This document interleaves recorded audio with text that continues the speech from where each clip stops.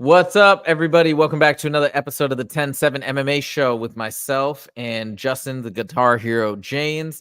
And we are back with a lot of fun, interesting, exciting stories this week in the world of mixed martial arts and the UFC. Justin, first and foremost, what's going on in Vegas and at Extreme Couture? Man, just got back to Vegas late last night. As you know, as we talked on Friday, I was doing some commentary for Fusion Fight League out in Montana. Man, I tell you what, there's this really good up and comer. His name is Gage, the Gangly Gangster Saunders.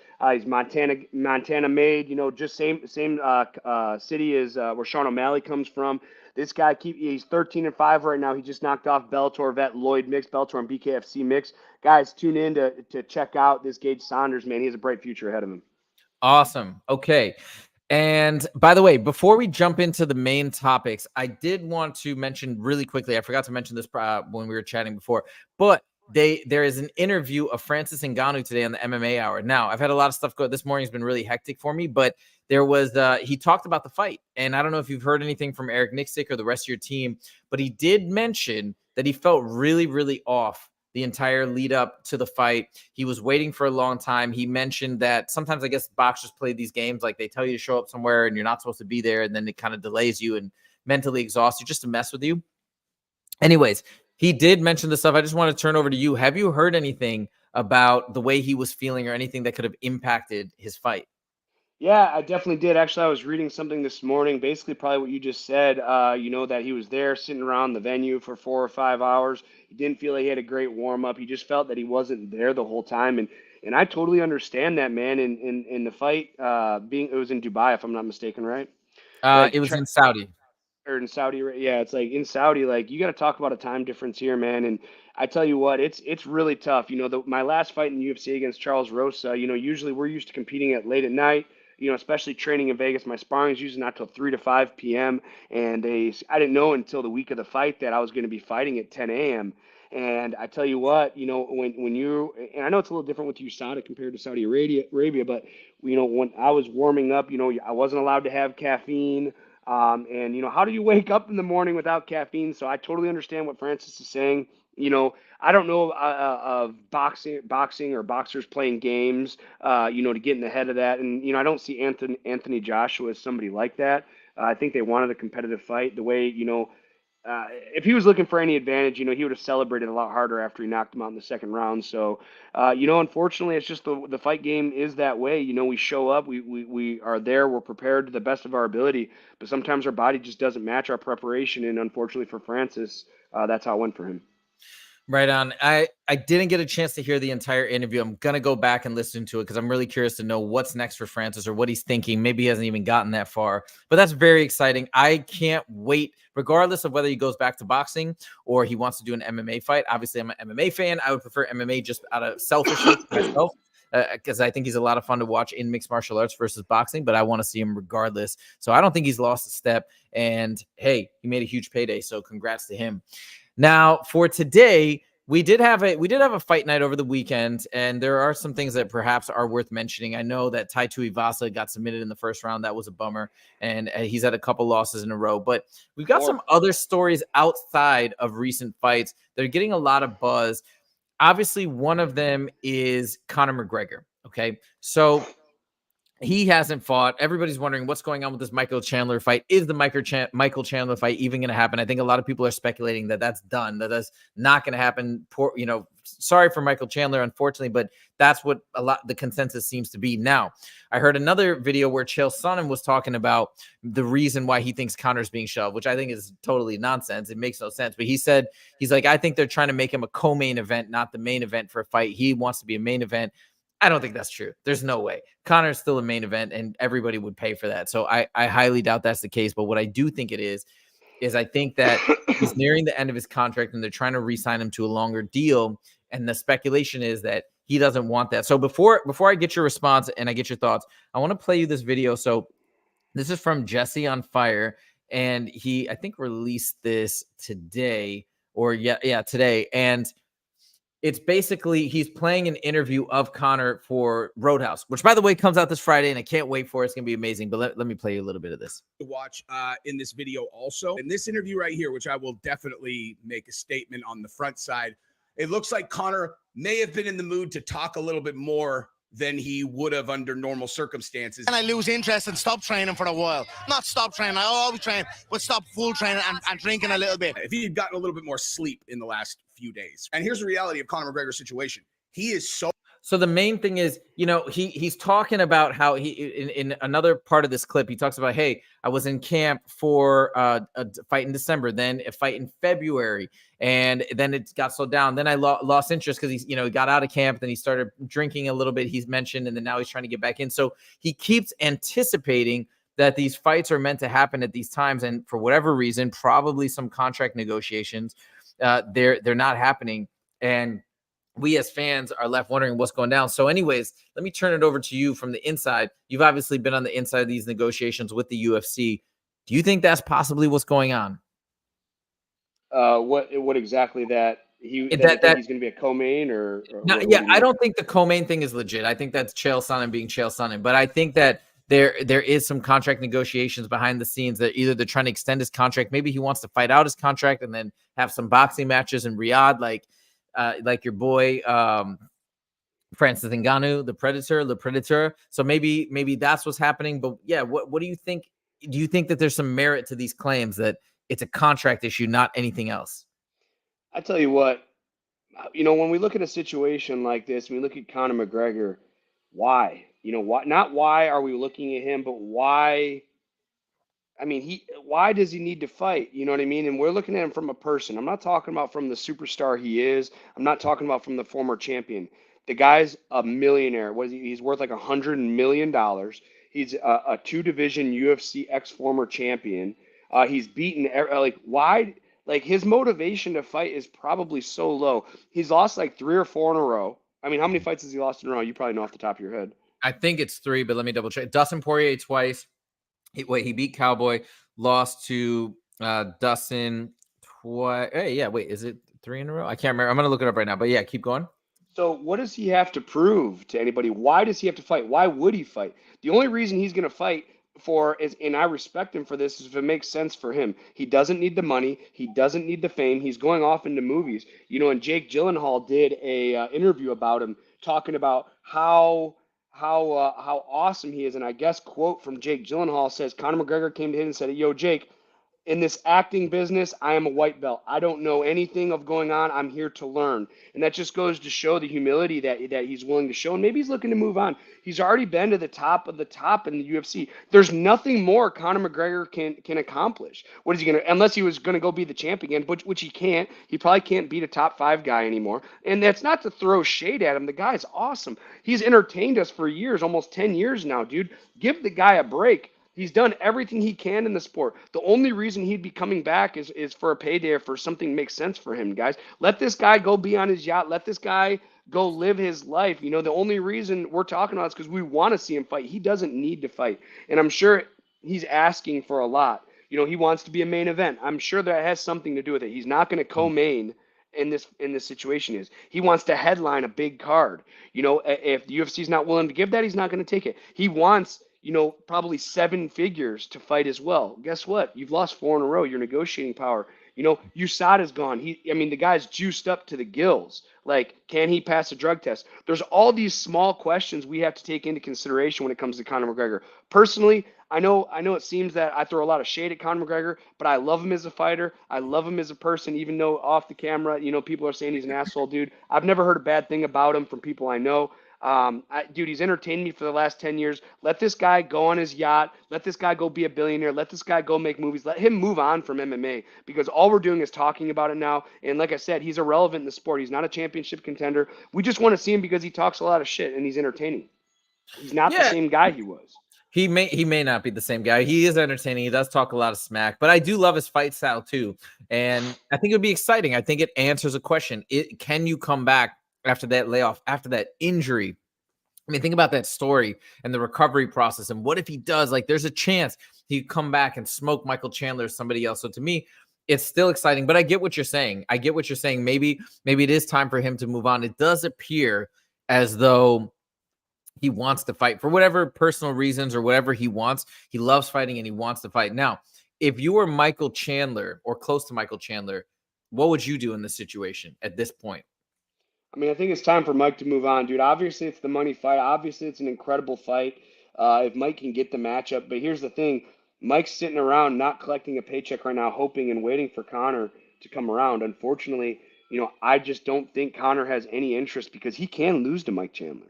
Mike Yes. Chandler, like especially where he's at right now. Now, Prime McGregor, man, has a good chance against. I shouldn't say a good chance, but it's a good fight right now, dude. Coming off that leg injury, Mike Chandler has brutal leg kicks. And I'm not speaking from watching his fights. I'm speaking from feeling them. I'm talking about he's kicked me in the quad so hard that I sit down in the middle of the round and try and pull guard. Like this guy is brutal.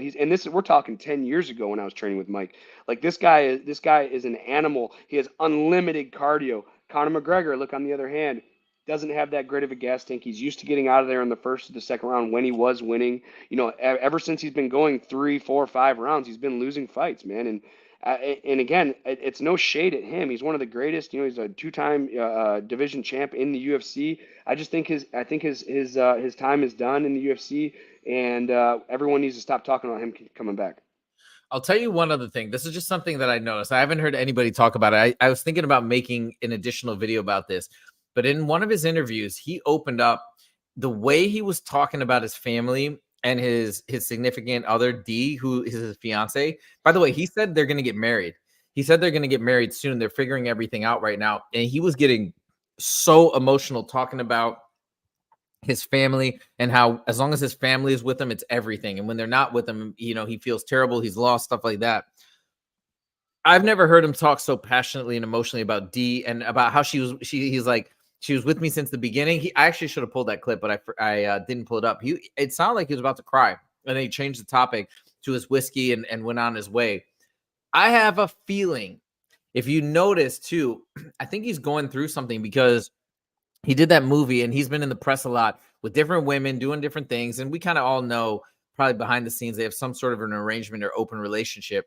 But I think something's going on because he was just saying all the nicest things about D, how she's been there, how she's loyal, how they're going to get married and they're going to have a big wedding and all this stuff. So I don't know. I think a lot of things are unraveling in his life, or maybe they're connected. Maybe he's finding the value in the people that are close to him and stuff like that. But something's going on. So anyways, whatever's happening, we wish him the best of luck. And I still hope he comes back and fights. But maybe to your point, he's done everything he needs to do and everything he wants to do. And it's time for him to move on. So let's see what happens at Roadhouse. I think we're going to see something really cool. I'm definitely watching it. Are you watching it? Yeah, absolutely, man. And this is the thing, I'm a Conor McGregor fan, dude. I know a lot of people don't like him, and I know it seems like I throw a lot of shade at him. Like, why are we talking about this? Why are we talking about this? It's dude, I freaking love the guy. I've lost so much money betting against him. I can't help but love him. But I'd really like to see him go into something and take another chapter on. Kind of like Randy Couture did when Randy Couture retired. He went into the Expendables franchise, man, and he's making a boatload of money without taking the damage. We talk about his family, we talk about his wife. His kids are going to be growing up. He needs his brain cells for his kids, man. He wants to be able to talk and walk and remember all the memories of his kids growing up. And he's taking shots, man.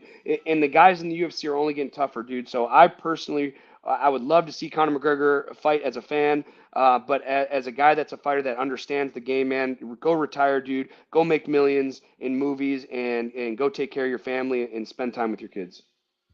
Fair point. All right, let's move on to more fight news. All right, this is really funny. So there's an interview with Submission Radio that Colby did recently. Didn't even get that many views. I don't know. I think Colby's fan base might be slightly drying up, but he talked about fighting Ian Garry, and we talked about this. We talked about how amazing this fight would be, and this fight would be amazing. I really hope it happens, but he did this funny thing. He gave these stipulations. Oh, so I'm going to pull up the video where you can kind of see what he talks about. Here, let's watch a little bit of the video, and then I want to also show Ian Garry's response. But let's get your thoughts first here. Okay, check this out. Every fight but this fight. He wants the Wonder Boy Tom. And by the way, this is the MMA Joey. If you guys haven't checked him out, he's awesome. So props to MMA Joey for these awesome stories. The fight in particular.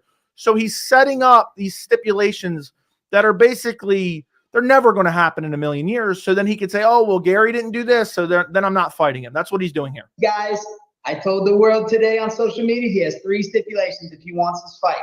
First one is he needs to turn his comments on. He needs to turn his combats on. I'm not really sure what that means, But of course, obviously, Colby's going to stumble through this interview as well. But you see how he was like, I told everyone today on social media, like this dude. So anyways, he wants them to turn his comments on social media, which he's turned off because they were getting harassed, which I understand. Like, I'm sure that sucks. Okay, keep going. Gets into that later. Before the fight. Second stipulation, since we know that Ian Garry doesn't wear the pants in that relationship, Layla needs to get on her knees and hands and beg for it. I want to hear her best explanation of why that I should come out and fight him. Because what does it do for me? Why should I go back in the rankings? This is, he's a bum. Like, I don't need time. He can sit, her husband can sit in the corner and watch while she does this, just like they do in the bedroom every night. Why should I go back? Okay. So anyways, that's stipulation number 2. And then stipulation number 3 is he wants Layla, Ian Garry's wife, to be in an ad with him on his his social media or something. Obviously, Ian Garry is not going to agree to any of this, but Ian Garry had an incredible response to this. So he was basically like, he's like, come on, dude. He's like, be a man, leave my wife out of it. If you really want to fight, you're going to fight, but you're not going to fight because you don't want to fight me because you're going to lose. But he's like, I'll make a better deal with you.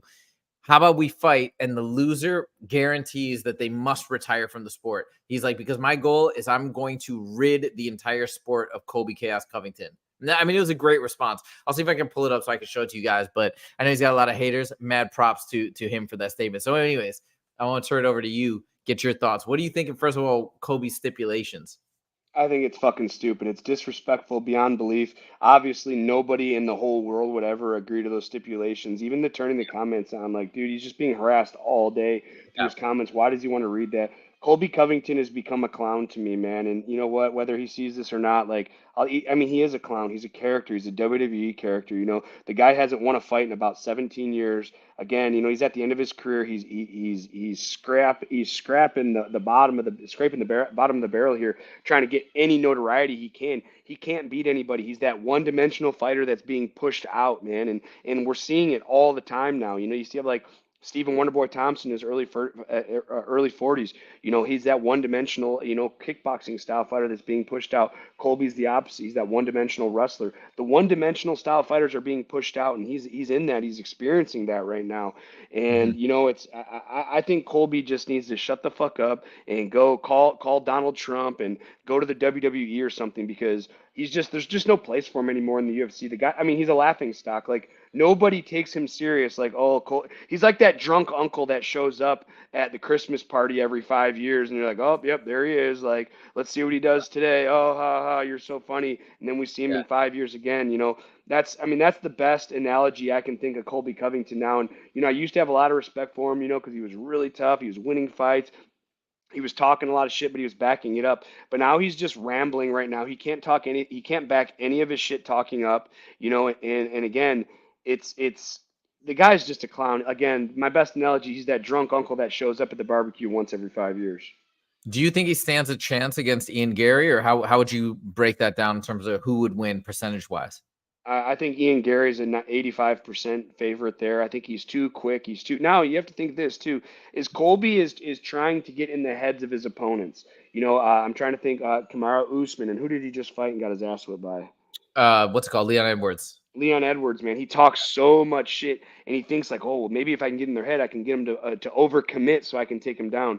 These up and coming guys like Ian Garry, they're too smart, they're too calculated. He's gonna pick Colby apart from afar, and I'm sure that Colby will break his foot in the first minute, or he'll break his arm in the first round, and then he's gonna fight a 5-round decision. He's gonna make some lame ass excuse. But honestly, I'm sick of the Colby Covington show. It's a circus act. The guy, if I never saw Colby fight again, I couldn't care less. Even if he does fight again, I probably won't even tune in. Maybe I'll tune in to watch Ian Garry fucking knock him unconscious. Yes. But and they always say, like, any publicity, even as the heel, like in the WWE, like you get the bad guy, he still has fans. Like, fans are losing so much respect for Colby because he runs his mouth reckless like a toddler and then gets his ass beat. And then runs his mouth reckless like a toddler and then gets his ass beat. He's done it. It's happened 3 or 4 times in a row now. How long has it been since he's won a fight? It's probably been 5 years since he's won a fight. And it's been a few years, yeah. Jorge Masvidal was the last guy he beat. Ooh, congratulations. You beat Jorge Masvidal. Like, no offense to Jorge. I'm a big fan of Jorge as well, but I mean, he never was a champion. You know, I mean, I know he did fight for the belt, but I never thought that he was, you know, a championship level fighter. I thought he was a great fighter and he whipped my ass, but I never saw him that he could ever be the UFC champion. There's just too many good guys in the division. And okay, you beat him a couple years ago, like, but who else, bro? You just run your mouth reckless and you just keep getting beat. So, anyways, Colby, take the chaos somewhere else. Go to the WWE. Go play on Broadway. But in the UFC, like I just don't think there's any room for him anymore. Yeah. I don't think he can beat anybody. Who can he beat? Yeah. I mean, in the top 5, I don't think. Yeah, I don't know. I don't think Even in anybody the top 10 10. even. In the top Yeah. 10. I mean seriously. And there is a time, you know, a fighter has to realize like I'm dealing with that shit right now. It's like, you know, am I as good as I used to be? You know, and he needs to realize that too. He's not as good as he used to be. He's not a draw anymore.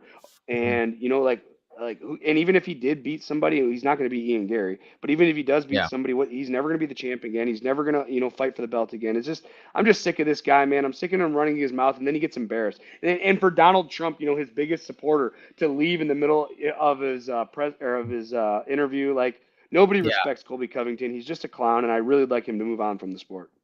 All right. Well, there it is.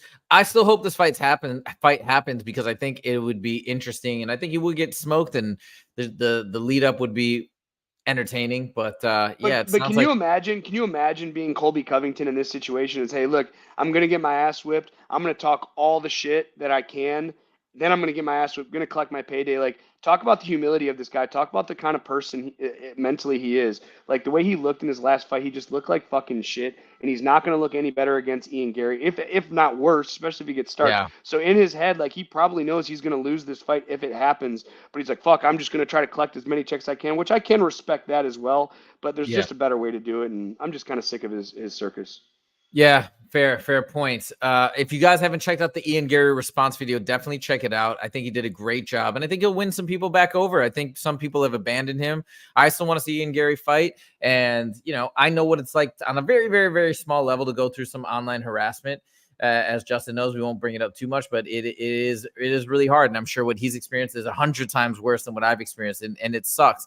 And people want to give him smack about give him crap about turning off the comments. That's ridiculous. You don't know what it's like. I don't even fully know what it's like, but sometimes for your own mental clarity and emotional stability, you got to do that. So more power to him. I mean, Colby's just talking to smack. All right, let's move on because we got to jump off in a few minutes here. We're going to do our first look at UFC. Whoops, that says 309, not 309. Sorry, let me edit that real quick. But our first look at UFC 300, and we're going to be looking at Calvin Kattar versus Aljo. Okay, that's this first one of the matchups, not on the early prelims, but on the prelims, because the prelims are stacked. I mean, imagine what the heck. What world do we live in that Aljo, the former champ who just lost the belt, is on the prelims? But it's only because this would have obviously never happened. It's UFC 300. Right. So they're having Kayla Harrison, all these amazing fighters are on the prelims. So anyways, I just wanted to turn it over to you. I know you've trained with Aljo.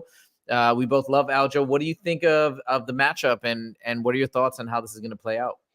Man, I tell you what, I love Aljo, dude, and you know he's such a great guy, man. I've had the pleasure of being his teammate for the last couple of years. You know, him and I had the same neck surgery or a similar neck surgery. You know, going forward, so he's somebody that I look for to talk to about recovery and so on and so forth. So I have developed a little bit of a relationship with Aljo. But man, I tell you what, standing next to Aljamain the other day he is massive, man. His shoulder, he's just as big, if not bigger than I am right now. And dude, the guy's going to be in shape now. This is an interesting matchup because Kattar is such a dynamic and aggressive striker. Now, going up the weight class, how's Aljamain's cardio going to be? How's his strength going to be compared to another 45er, man? And you know, Kattar's going to understand, and I'm sure he's going to watch that O'Malley fight and pick up on Aljo's tendencies and how he's going to close the distance and how he's going to take him down. You know, he tried to blitz Sean O'Malley, and that's where he got caught. Is he going to look for the same thing? Is Kattar going to be able to put pressure on him, or he's going to sit back and play more defensive? This is a very, very interesting matchup, and I'm very much looking forward to it. Amazing. Me too. The odds are favoring Aljo, which is amazing. Good. Give him some respect. He's the champ. Absolutely. And I can't wait to watch this. I can't wait to watch UFC 300, having a huge party for it. So hopefully you can make it. I don't know. I can't remember if we talked about this. But anyways, I gotta jump off because I gotta do a hard stop at 2 o'clock because I gotta get back to my daily grind. Justin, it was great to see you guys. Thank you so much for joining. And if you haven't subscribed yet, make sure to do so. And we will see you in the next episode. Take it easy.